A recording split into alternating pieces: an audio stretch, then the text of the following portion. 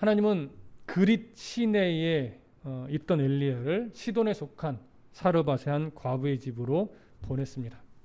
하나님은 엘리야를 바알 숭배의 중심지로 보내서 그곳에서 무엇을 드러냈냐면 하나님이 진정한 풍요의 주관자라는 사실을 사르밧 과부의 집에서 드러내셨고, 또 그의 죽은 아들을 살려내심으로 말미암아 생명의 주권자가 또한 누구인지까지도 드러내셨습니다.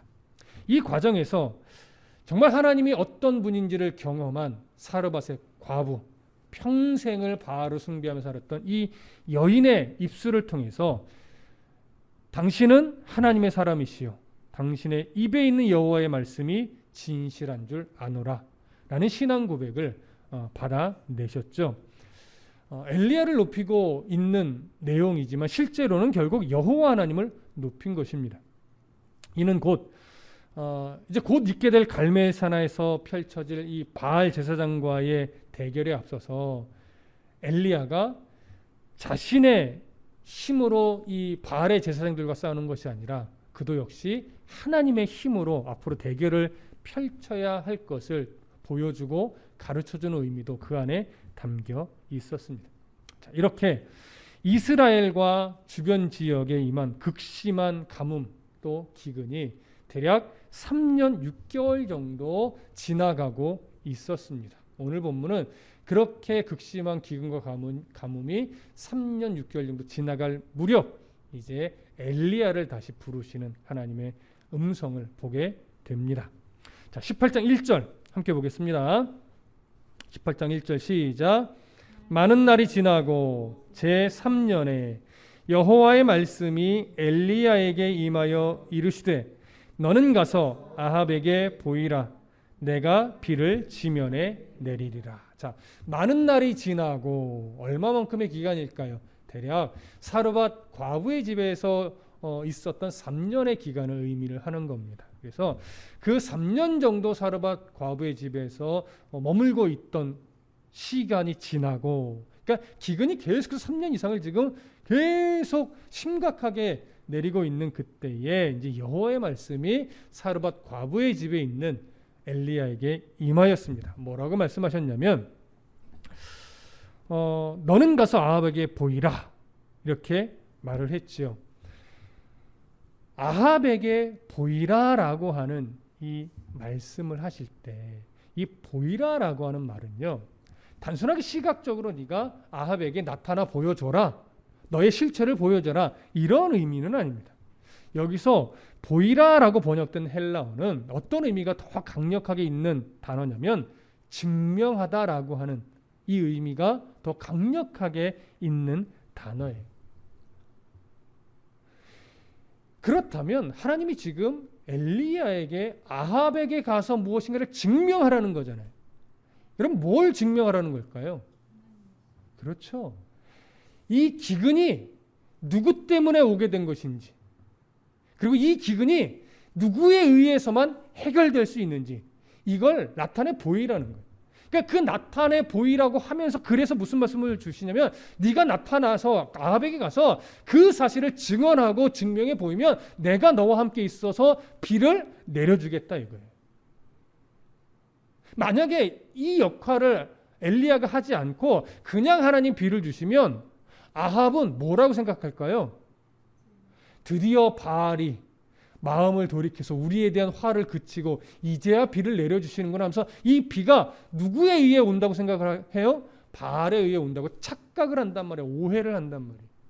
그래서 아합에게 이제 충분히 하나님이 어떤 분인지 보여줬고 아합에게 돌이킬 기회의 시간을 충분히 줬으니 이제 가서 내가 누군지, 이 기근이 누구에게부터 왔고 이 기근이 누구의 손에 의해 해결될 수밖에 없는지, 어떤 신이 진짜 참신인지를 아합 앞에 가서 증명해 보이라라고 하는 말을 하는 거예요. 자, 이 명령을 엘리야가 받을 때 엘리야가 마음 안에서 선뜻 예 알겠습니다, 제가 바로 가지요 이렇게 반응할 수 있었을까요? 이게 우리가 성경을 알아서 뭐 쉽게 할 수 있을 것 같지만 이게 결코 쉬운 것이 아니에요. 왜냐하면 3년이 넘는 시간 동안 말하자면 아합이 영향력이 미칠 수 있는 전 세계 곳곳에 사람을 보내서 수색을 하고 있었어요. 누구를 찾으려고? 엘리야를 찾아서 죽이려고요.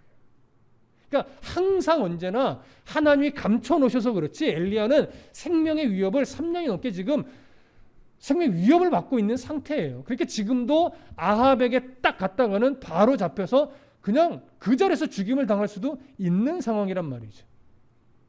그러니 이 말씀이 우리는 조금 쉽게 생각을 하지만 아합 입장에서 이 말씀을 쉽게 순종하기가 어려운 말씀인 거예요.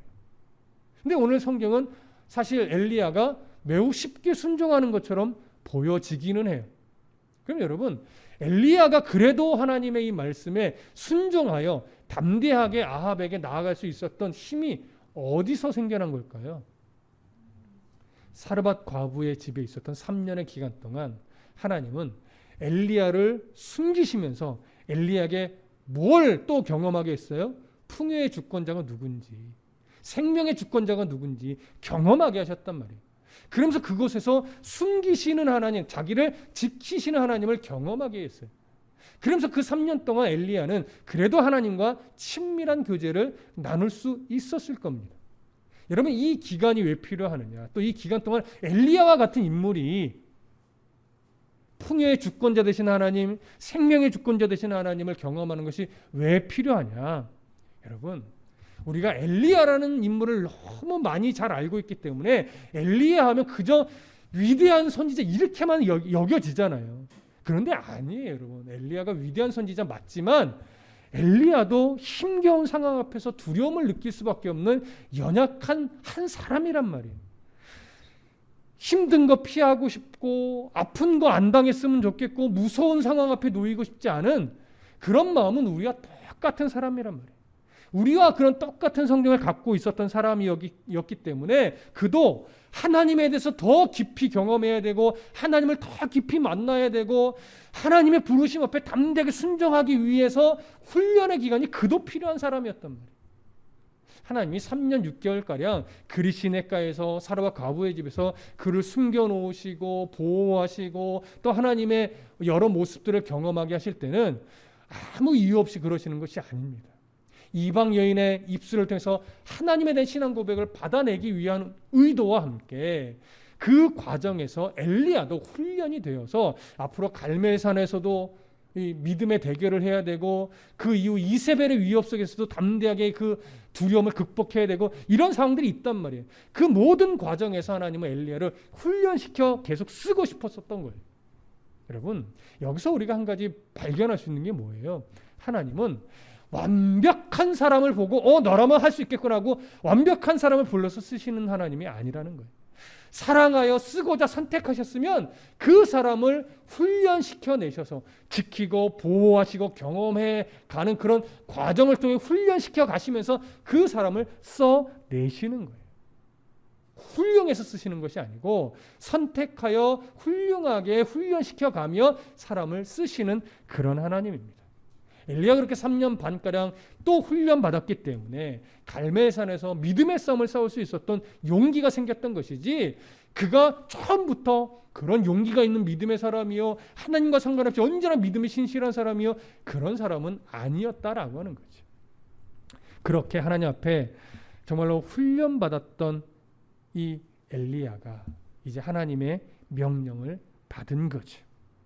그래서 내가 비까지 다 내릴 것이니 네가 아합에게 가서 풍요의 주권자가 누구인지 이제는 증명해라. 때가 됐다. 아합에게 가라. 이런 말씀을 준 것입니다. 충분한 회개의 기회를 아합에게도 줬습니다. 이 기간을 아합이 정신을 차리고 아주 객관적으로 냉정하게 바라봤다면 이 3년 6개월가량이 지나가는 시기 동안 결국 바알에게 완전히 실망하고 하나님을 찾았어야 돼요. 근데 아합은 아무리 봐도 그렇게 하나님을 찾는 모양새가 없습니다. 끝까지 엘리야만 찾아서 죽이면 바알의 불편한 심기를 해소시켜드리고 그 바알이 비를 내려줄 텐데 이런 생각만 아직까지 가지고 있는 것 같습니다. 자, 여기서 아합에 대해서 한 번만 더 정리를 해보죠. 여러분, 북이스라엘의 초대 왕이었던 여로보암, 금송아지를 만들어 놓고 이 금송아지가 이스라엘의 하나님이다 이렇게 해서 여호와의 신앙을 왜곡시켰던 여로보암, 그리고 이스라엘의 하나님 여호와를 버리고 아합을 숭배하게 만들었던, 바알을 숭배하게 만들었던 아합. 여러분, 누가 더 악할까요? 둘 다 똑같지만 성경은 누구를 더 악하다고 증언해요? 아합을 더 악하다고 증언을 해요. 이스라엘 땅에서 여호와 신앙을 몰아내 버렸어요. 거절해 버렸어요. 그리고 백성들로 하여금 헛된 우상 바알을 섬기게 만들었던 그런 아합을 성경은 더 악한 인물로 그리고 있습니다. 그래서 열왕기상 21장 25절에 가보면 예로부터 아합과 같이 그 자신을 팔아 여호와 앞에서 악을 행한 자가 없음은 그를 그의 아내 이세벨이 충동하였습니다. 이세벨의 간교한 치맛자락에 완전히 놀아나서 이스라엘의 하나님을 거절하고 바알을 섬기며 백성들로 하여금 바알 숭배를 하게 만들었던 이 아합, 성경은 가장 악한 왕으로 이야기를 하고 있지요. 자, 하나님 그런 아합에게도 사실 3년 반 동안 회개할 수 있는 기회를 주셨던 겁니다. 자, 이제 본문으로 다시 돌아가셔서 2절을 보겠습니다. 2절 함께 읽습니다. 시작. 엘리야가 아합에게 보이려고 가니 그때에 사마리아에 기근이 심하였더라. 자, 엘리야가 드디어 담대하게 일어나서 하나님 말씀을 순종하여 아합에게 보이려고 이스라엘로 사마리아로 갔습니다. 자, 그런데 성경은 그때란 건 엘리야가 아합에게 갔을 그때죠. 그리고 여전히 3년 6개월 동안 기근이 내리고 있는 그때를 말하는 거예요. 그때 사마리아의 기근이 어떻게 했대요?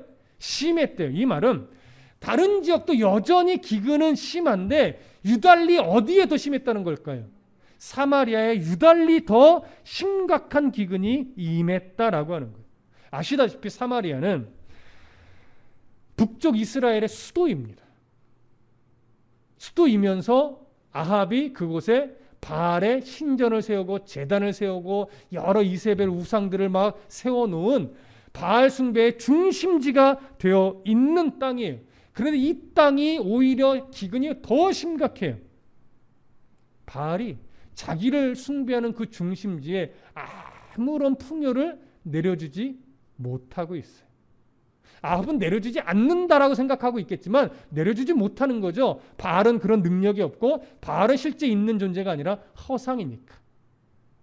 이런 상황을 냉정하게만 보았어도 아합과 이스라엘 백성들은 벌써 하나님을 찾으며 하나님 앞에 돌아왔어야 했습니다. 이렇게 3년이 넘는 기간 동안 극심한 기근이 하나님을 떠나 우상을 숭배했던 하나님의 징계임에도 불구하고 이것을 깨닫지 못하고 돌이킬 줄 모르고 있는 이 아합과 이스라엘 백성들은 참으로 불쌍한 사람들인 거죠. 하지만 이 징계는, 이 기근은 다른 시선으로 보면 그래도 이스라엘을 포기하지 않으려고 하는 하나님의 사랑의 채찍이라고도 말할 수 있습니다. 버리려고 했다면 3년 반만 기근을 주실 이유가 없죠. 그들을 버리려고 했다면 엘리야를 아합에게 보낼 이유도 없지요. 아직 하나님은 이스라엘을 포기할 마음이 없으신 겁니다. 그 깊은 사랑을 이스라엘이 빨리 깨달아야 할 텐데 아직까지 성경은 우리에게 안타까움을 주고 있습니다. 자, 3절 함께 봅니다. 3절 시작. 아합이 왕궁 맡은 자 오바다를 불렀으니 이 오바다는 여호와를 지극히 경외하는 자라. 놀라운 이야기를 하나 성경이 드러내죠. 오바다라고 하는 인물을 드러냅니다. 아합과 이스라엘의 완악한 모습 가운데 하나님이 오바다라는 인물을 드러내면서 이 오바다가 첫 번째는 왕궁 맡은 자라고 소개해요. 왕궁 맡은 자라는 건 뭐냐면 왕궁의 모든 살림을 총괄하고 운영하고 관리하는 고위 관료예요. 아마도 당시 왕 다음으로 서열이 가장 높은 그런 관직에 있었던 사람으로 여겨집니다. 이런 오바다를 왕궁 맡은 자로 소개하면서 또 하나 소개하죠. 여호와를 지극히 경외하는 자라. 이게 놀라운 거예요, 여러분. 바알 숭배의 중심부인 사마리아 궁 안에 국내 서열 2위에 해당하는 오바다가 하나님을 지극히 경외하는 자였다라고 이야기를 합니다. 오바다 앞에서는 하나님을 경외하는 자로 드러내지 못했겠죠. 그랬으면 벌써 죽임을 당했겠죠. 그러니까 아합 왕 앞에서는 자신의 신앙을 속이고 바알을 숭배하는 것처럼 했을 거예요. 하지만 마음으로는 누구를 지극히 섬기고 있어요? 여호와 하나님을 지극히 섬기고 있어요. 어떻게 보면 참 비겁한 사람이다라고 보일 수도 있어요. 실제로 학자 중에는 참 비겁하다 이렇게 말하는 학자들도 있기는 합니다. 하지만 성경은 오바다를 비겁한 신앙인으로 그리고 있지는 않습니다. 성경 자체에서는. 자, 왜 하나님이 이런 오바다를 드러냈을까요? 오늘 본문 4절을 보시죠. 4절 함께 읽습니다. 시작.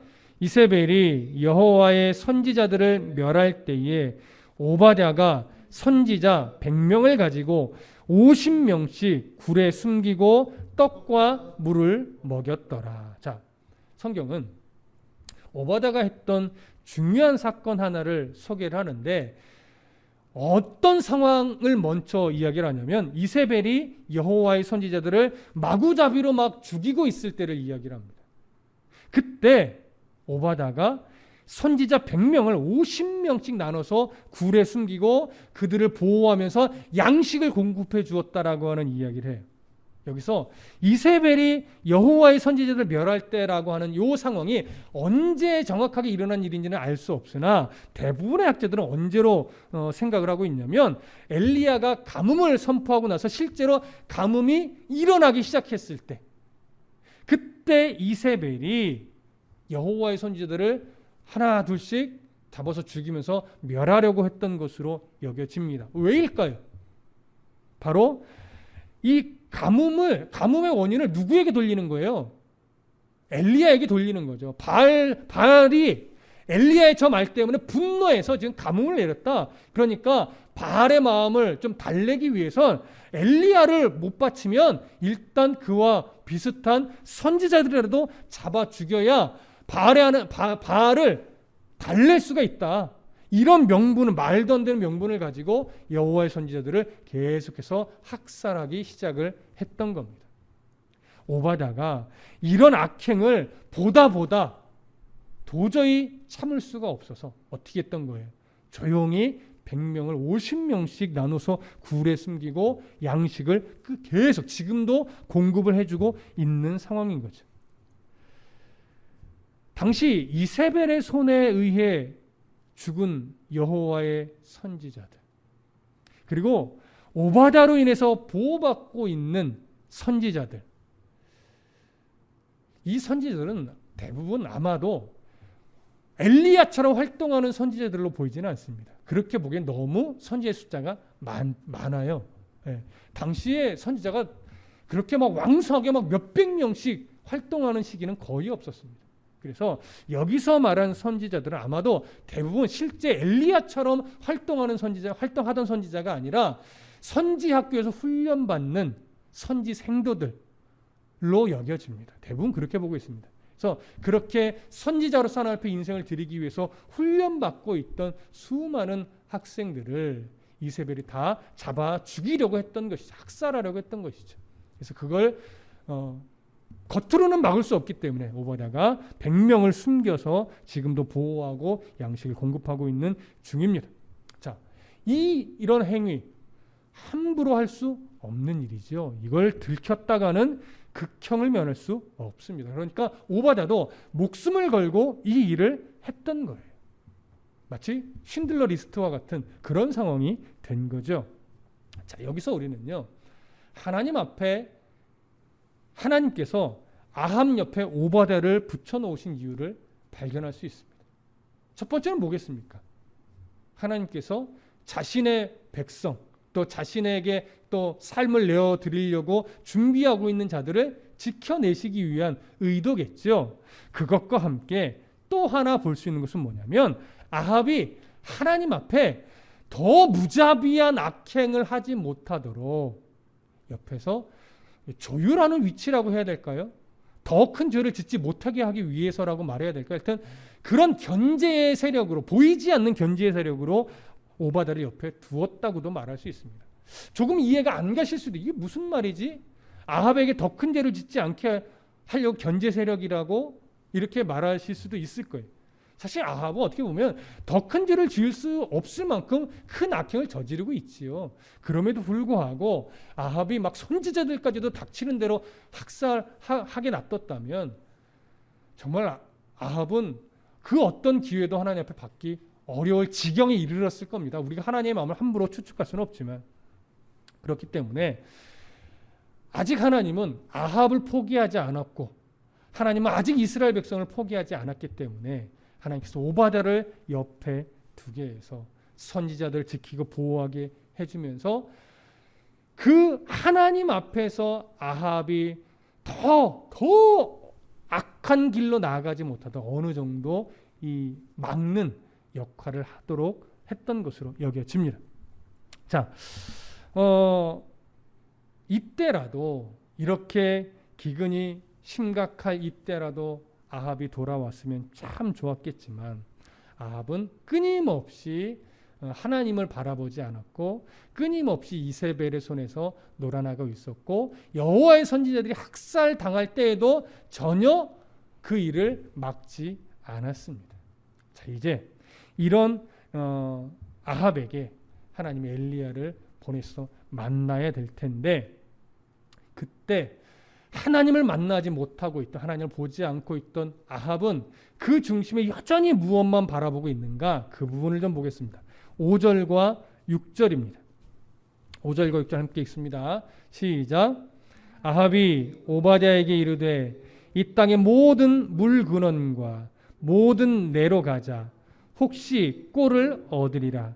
그리하면 말과 노새를 살리리니 짐승을 다 잃지 않게 되리라 하고, 두 사람이 두루 다닐 땅을 나누어 아합은 홀로 이 길로 가고 오바댜는 홀로 저 길로 가니라. 자, 3년 반의 기근이 이렇게 지나갈 무렵에 지금 아합이 오바댜에게 이제 말을 해. 뭐라고 해요?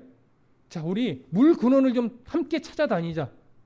그러면 그 물 근원에 꼴이 있을 텐데 이 꼴을 찾아야 나의 말과 노새를 먹일 수 있겠다. 이러면서 자신들의 짐승을 먹일 꼴을 직접 찾아 나선 거예요. 여러분, 지금 이 상황이 어떻게 보이십니까? 왕이 자기 짐승 먹일 꼴을 직접 찾아다니는 경우가 있을까요? 있을 수 없죠. 대부분 다 신하를 시키죠. 근데 얼마나 이 사마리아의 기근이 심각했는지 아합이 참다 못해, 야, 안 되겠다, 내가 좀 찾아 나서야 되겠다, 이렇게 되는 거예요. 그래서 오바댜에게, 국내 서열 2위인 오바댜에게, 야, 너랑 나랑 이 군사들 좀 데리고 함께 찾아 나서자. 도저히 내가 이제 못 견디겠다. 나의 말과 노새를 먹일 꼴을 좀 찾아야 되겠으니까 우리 물 근원지를 좀 찾아서 이 꼴이 있나 좀 확인을 하자. 이렇게 된 거예요. 물론 자기가 꼴을 베지는 않겠죠, 당연히. 이 얘기는 사마리아의 이 기근이 얼마나 심각했는지를 보여주는 것이고, 이렇게 심각한 기근이 왔음에도 불구하고 여전히 하나님을 바라보지 못하는 아합의 어리석음을 보여주는 겁니다. 자, 그러면서 이런 상황에 하나님을 보지 못하는 아합이 뭐에만 집중하고 있어요? 자기의 말과 노새를 먹일 꼴을 찾고 있어. 거기에만 집중을 하고 있어요. 여러분, 아합에게 있어서 말과 노새는 어떤 의미일까요? 말과 노새. 그냥 자기 가축을 먹인다는 개념이 아니에요, 이거는요. 단순하게 가축 먹이는 거라면 진짜 하인들 시키면 돼요. 근데 말과 노새는 아합에게 있어서 단순한 가축이 아니에요. 말은 군사력의 상징이에요. 노새는 상업력의 상징이에요. 운송수단이고, 말은 전쟁의 수단이고, 이스라엘에서 흔한 짐승도 아닙니다. 수입해 와야 되는 것들이. 그렇기 때문에 지금 아합은 이런 하나님의 진노 가운데 기근이 왔음에도 불구하고 이걸 하나님의 징계라고 생각하지 못하고 있으며 하나님의 징계라고 바라보지 않으니까 여전히 어떻게 하면 내 군사력을 지켜낼까? 어떻게 하면 내 이 경제력을 지켜낼까? 이거에만 집중하고 있는 거예요. 현실을 해결하는 것에만 뭔가 시선을 다 맞추는 거죠. 뭘 보여줍니까? 하나님의 마음을 놓친 자들은요, 결국 하나님을 어떻게 하면 더 가까이 만날까? 이런 마음을 갖지 못하고 어떻게 하면 현실의 문제를 빨리 해결을 할까? 어떻게 하면 현실을 더 멋지게 이겨낼까? 여기에 집중을 한단 말이에요. 하나님을 만나면 하나님 안에서 해결이 될 수 있는데 하나님을 만나지 않으니까 끊임없이 내가 해결을 해야 되는 거예요. 내가. 여러분, 현실의 문제가 결코 가볍다라는 말이 아니에요. 현실의 문제를 가볍게 여기는 것이 아니라 모든 현실의 문제가 내가 해결해야 될 것 같지만 결국 누구 안에서 해결이 되어야 된다는 거예요? 하나님 안에서 해결이 되어야 한다는 거예요. 하나님 안에서 모든 나의 현실의 문제가 해결이 될 때 비로소 그것이 복이 될 수 있고 가치가 있게 되는 거예요.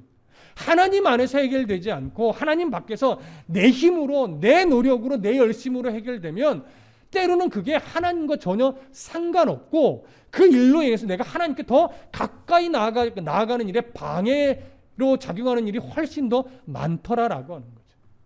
그렇기 때문에 때로는 우리가 좀 무리하지만 이런 말 하잖아요. 저 사람은 망하는 게 복이야. 이렇게 좀 무리하지만 그렇게 말할 때가 있잖아요. 왜 우리가 그렇게 종종 말합니까? 가진 게 너무 많으니까 하나님을 못 보거든요. 가진 게 너무 많으니까 하나님 앞에 엎드릴 줄 모르니까 우리가 종종 야, 저 사람은 망하는 게 복이겠다. 이런 말을 할 때가 있잖아요. 결국 무엇을 먹고 무엇을 마시고 무슨 일을 하든지 현실의 모든 문제는 분명히 해결되어야 되지만 우리의 모든 현실의 문제는 누구 안에서요? 하나님 안에서 해결되어야만 그것이 진정한 복이 될 수 있다는 걸 보여주는 거예요. 아합이 아무리 이 기근 때문에 꼴을 찾으러 다녀도 하나님이 허락하시지 않으면 못 찾아요. 또 하나님이 인정하지 않으면 그렇게 꼴을 찾아봤자 그것이 그에게 유익이 될 수 없는 거예요. 많이 가지나 많이 갖지 못하나, 높은 자리에 있으나 낮은 자리에 있으나, 건강하나 건강하지 못하나 우리가 주님 안에 있다면 그 모든 것들이 하나님 보시기에 참으로 복된 삶으로 우리는 만들어갈 수 있습니다. 그러나 하나님 안에 있지 않으면 아무리 많은 것을 가져도 하나님의 기쁨이 될 수 없어요. 아무리 건강이 좋아도 하나님의 나라와 의를 위해 삶을 내어드릴 수 없는 거예요. 그러니까 하나님의 나라와 의를 위해 드려질 수 있는 삶이 될 때 그것이 가장 복된 삶이고 가장 하나님 기뻐하는 삶이 될 수 있다는 걸 우리가 너무 잘 알잖아요. 그러니 결국 우리의 모든 현실의 문제를 하나님께 맡긴다라고 하는 것은 인생 가운데 너무나 중요한 거죠. 그럼 여러분, 어떻게 사는 것이 하나님께 내어 맡기는 삶일까요? 어떻게 하는 것이 모든 문제를 주님 안에서 해결해 가는 걸까요? 여러분, 이건 이 공식으로 말할 수 있는 영역이 절대 아니에요. 끊임없이 인생 속에서 말씀과 씨름하고 인생의 모진 풍파를 거쳐가며 하나님 손에 붙들리는 이 경험을 할 때 비로소 이렇게 살아내는 것이 말씀 안에 모든 문제가 해결되는 거구나. 이렇게 의지하는 것이 말씀과 함께 동행하며 모든 문제를 주님 안에서 풀어가는 것이 이렇게 하는 거구나. 여러분, 이거는 정말 험난한 인생을 살아가면서 경험하여 알 수밖에 없는 거예요. 그래서 저도 강단에서 말씀을 여러분들에게 선포하지만 여러분, 이렇게 사는 것이 말씀 안에서 모든 문제를 해결하는 거예요 라고 저도 아직 당당하게 말을 못해요. 왜? 저도 인생의 경험이 아직 짧아요. 이 권사님들 앞에서 감히 제가 인생에서 하나님 안에서 인생의 문제를 해결하는 건 이런 거예요 라고 감히 말할 수 있겠습니까? 속으로 이렇게 말하실 수 있잖아요. 목사님, 저만큼은 좀 살아보셔야 돼요. 그래야 진짜 알아요. 이렇게 말하실 수 있잖아요. 그건 신앙이거든요. 신앙은 제가 권사님, 장로님들에게 배워야죠.